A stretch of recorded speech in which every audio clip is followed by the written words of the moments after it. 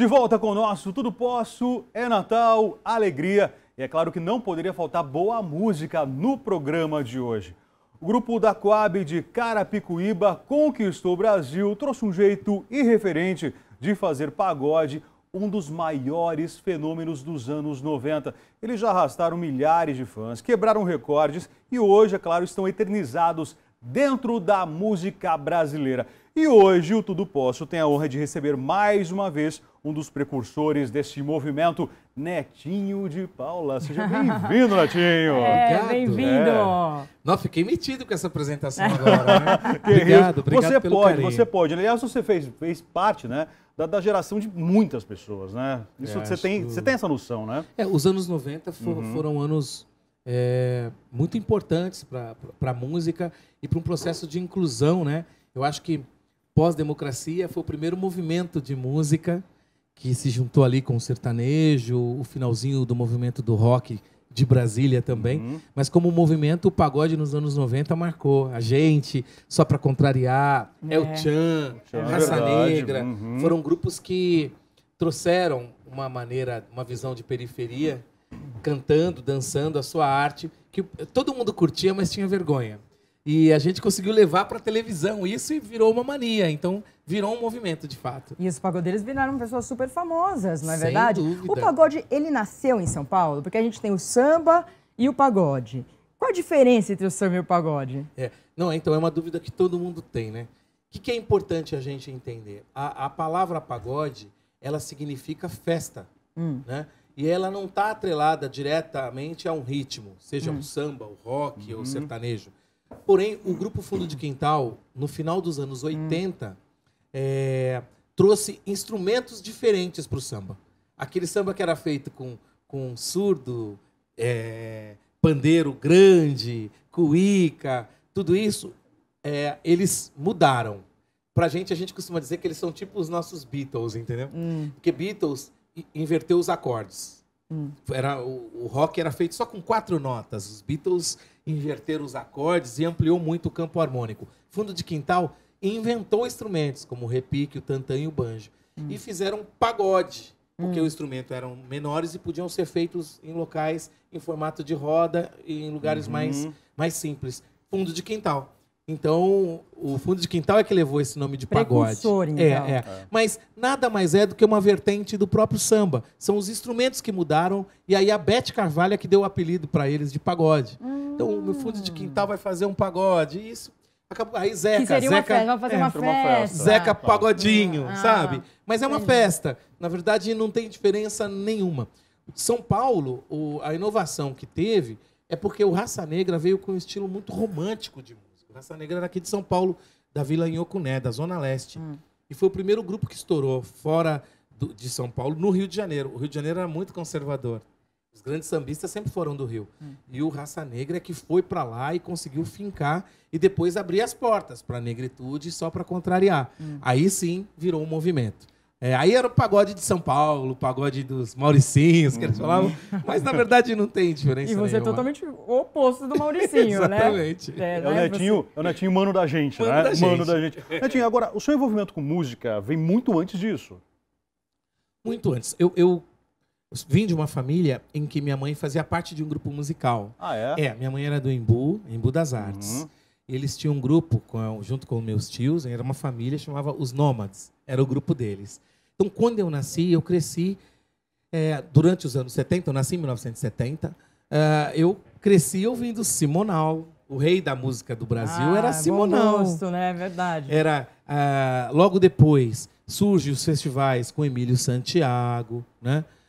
Jorge Ben fazendo aquele sucesso danado, aí Alcione, Emílio Santiago, enfim, essas pessoas é que me influenciaram. Então te inspiraram a fazer música. Que era minha família cantava em casa, todo final de semana era uma festança. Bom, te inspiraram a fazer música. Agora, quem te inspirou a fazer política? Porque você trabalha na música e na política. Coisas totalmente diferentes. Para quem não sabe, o Netinho hoje é vereador aqui em São Paulo. Segundo mandato consecutivo, Netinho? Segundo mandato. E fora isso, ele quase ganhou para senador, né? Perdeu por 2% só e é um sucesso você conseguir isso, né? Você sabe como é que a política entra na minha vida? A gente, na periferia, e por eu ter crescido nos anos 70, a gente cresceu num regime de ditadura. Então, discutir política não era muito comum na periferia. Era mais quem era atrelado a partidos políticos. Não é o caso da minha família. Porém, quando eu mudo para Coab, né, no final dos anos, no início dos anos 70, e em 77, com 8, 9 anos de idade, eu já comecei a vender doce na estação de trem, trabalhar com a minha família. Me junto conheço uma turma que também vendia doce ali, e a gente, no final de semana, ia torcer para um time chamado Negritude, que eles eram os mais velhos. Aí a gente monta o Negritude Júnior, com o dinheiro dos doces. E aí começaram a perguntar, mas você sabe o que é negritude? Por que negritude? E isso vai trazendo o peso do nome que a gente carregava. E aí isso me fez muito voltar às minhas origens, à minha condição social, o que significa ser negro no Brasil, qual é a situação do negro. Então, desde o Negritude, mesmo quando a gente começou a fazer o primeiro sucesso, a gente já sabia que carregar esse nome tinha a ver com uma bandeira política. Foi aí que eu começo a me interessar pelas questões culturais. Nossa, que interessante essa história que você contou, né? E as comunidades, elas têm esse quê, né? Com os rappers agora, elas têm essa pegada política, essa pegada social, que não existia tanto, né? Não tinha. Porque, veja bem, nós não tínhamos voz. Nós somos de uma geração que nós crescemos no período em que havia uma briga pela democracia no Brasil. Então, de 74 para frente, os partidos começam a chegar os anistiados, as pessoas que tinham saído do Brasil, né?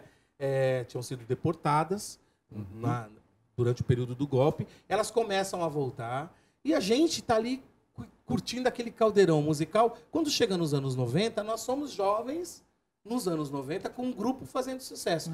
Aí eu me deparo com quem? Mano Brown, do Racionais, morando no final da minha rua, que legal. Né? E já falando de rap, dançando break e tal. A gente é amigo. E eu no samba.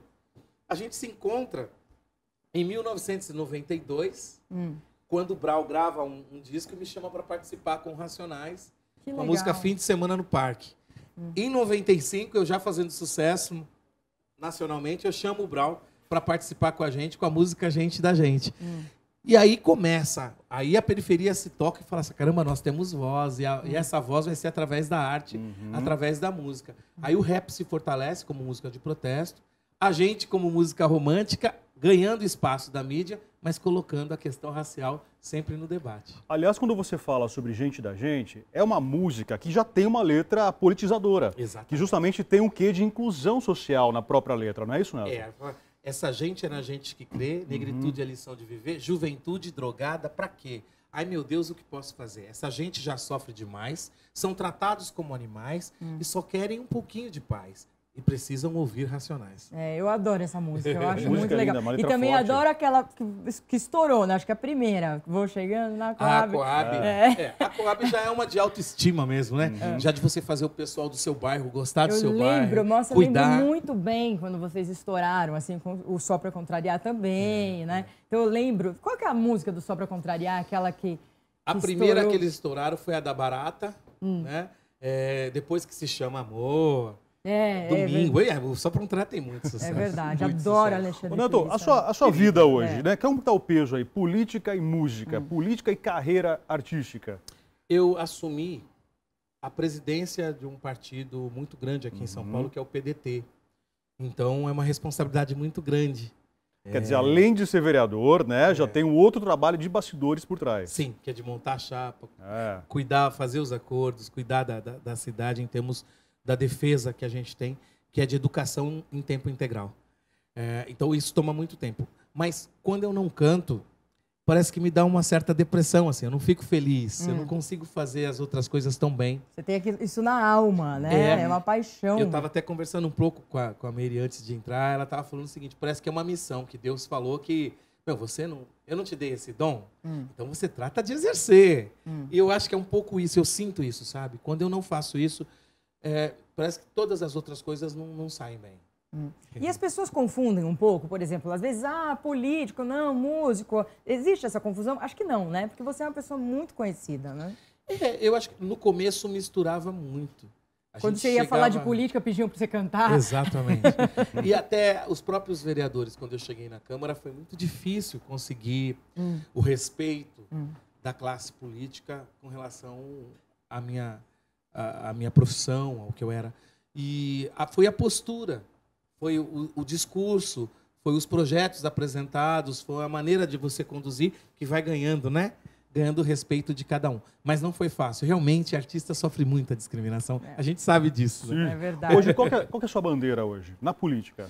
Não, na política é a inclusão social. Inclusão social. Tá. Eu ainda... A questão de reforma agrária, de moradia, o direito à casa, eu ainda acho que é fundamental. E da escola, educação em período integral, né? Da gente ter uma escola um pouco mais integradora, mais voltada para a família, que seja mais aconchegante, que não seja um castigo.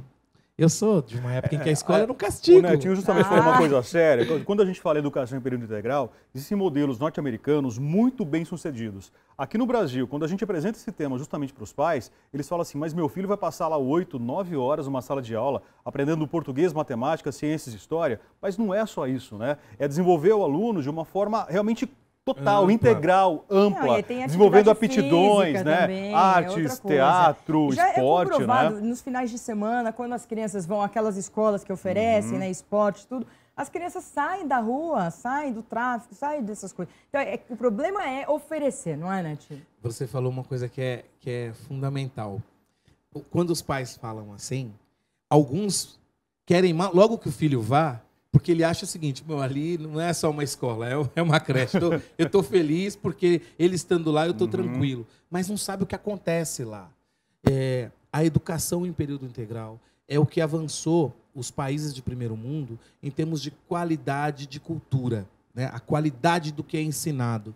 É isso que a gente almeja numa cidade que é a cidade mais desenvolvida do Brasil, a cidade que tem maior renda e que tem condições de gastar bem com o professor e com estrutura física para que esses meninos possam ter atendimento. Não é só fazer aula de matemática, de inglês, não é só isso. Né? É você poder mostrar quais são os seus dons, se for culinária, se for esporte, se for música, tudo isso faz parte da formação e da educação. Antes de você cantar, só um minutinho, eu acho um absurdo, sempre achei, não ter aula de música, não é verdade? Esse foi sempre uma luta. Não é verdade? É impressionante como não tem aula de matemática, como se a música não fosse tão importante quanto a matemática. É isso. Olha, você pode ser administrador de empresa, mas você ser músico, não é verdade? Não, mas o mais irritante é que, quando eu passei a ter uma condição de vida melhor, eu coloquei meus filhos numa escola particular. Nessa escola particular, meus filhos tinham aula de música. Então, os primos dos meus filhos, que não podiam estar na mesma escola que ele, continuavam na escola pública sem ter aula de música. E aí isso me incomodava. E aí eu sofria com isso, sabe? De pensar por que quem tem dinheiro tem essa condição. E se todo mundo paga os impostos, por que a escola pública não pode dar a mesma condição? Exatamente. É uma coisa que você tem que botar aí, essa aula de música nas Netinho de Paula, muitas histórias para contar, mas agora, é claro que a gente quer que ele cante pra gente, né, Netinho? Vamos pra sala? Vamos pro nosso espaçozinho aqui? Você vai cantar o quê? Música de trabalho? Pode ser agora? Pode é ser, isso? Pode ser, vamos lá. Ego. Linda, linda música. Então agora tem Netinho de Paula.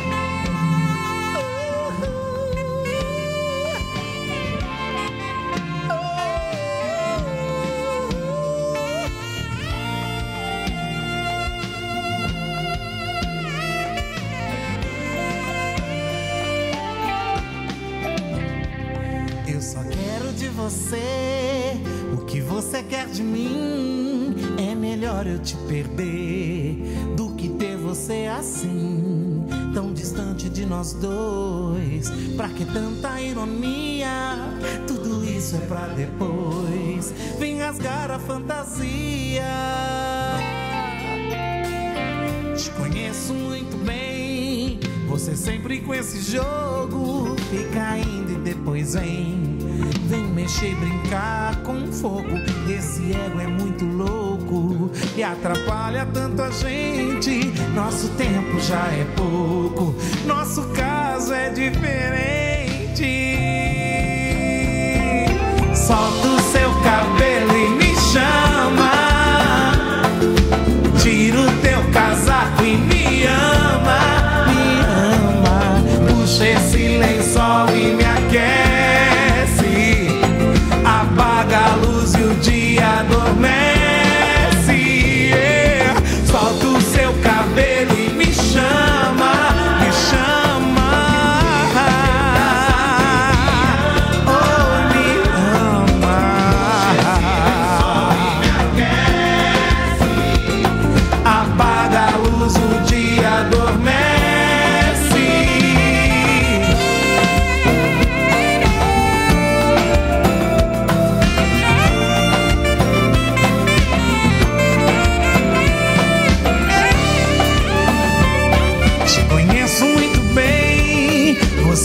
com esse jogo. Fica indo e depois vem mexer, brincar com fogo. Esse ego é muito louco e atrapalha tanto a gente. Nosso tempo já é pouco.